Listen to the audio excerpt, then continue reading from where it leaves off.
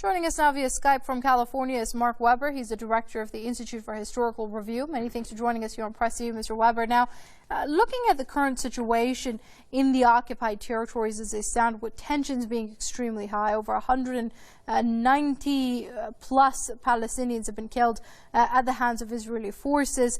Now, isn't this recent land grab, and this is quite a significant land grab, going to exacerbate the situation?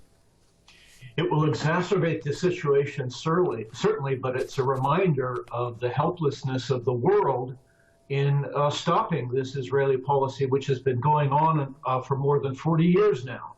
Sometimes it's been a more rapid and open land grab. Sometimes it's been slower and less obvious. But the policy has been going on for many, many years in defiance of international law and in defiance of world opinion. And the statement by the UN Secretary General just underscores once again the frustration that people feel all over the world, including top leaders like Ban Ki-moon, over this policy. Well, Mr. Weber, I'm curious, is this helplessness on the part of the international community a self-imposed one? Or No.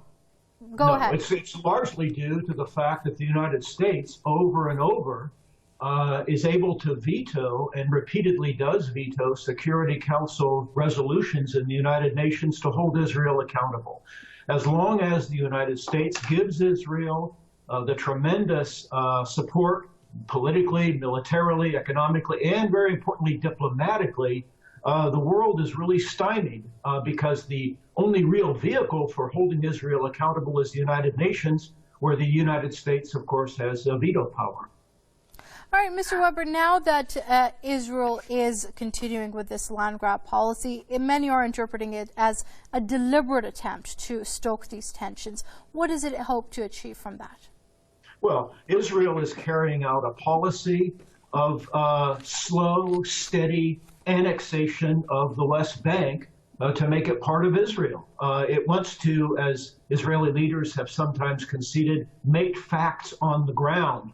That is, carry out a de facto annexation, even while Israeli leaders claim publicly that they support a so-called two-state solution, a Palestinian state. But that's a deceit. It's really not true, and most of the world knows that. But because the United States gives Israel the support that it does, it's able to get away with this. Okay, we're going to have to leave it there for now. That's Mark Weber, Director of Institute for Historical Review, joining us via Skype from California. Mr. Weber, it's always a pleasure having you with us here on Press TV.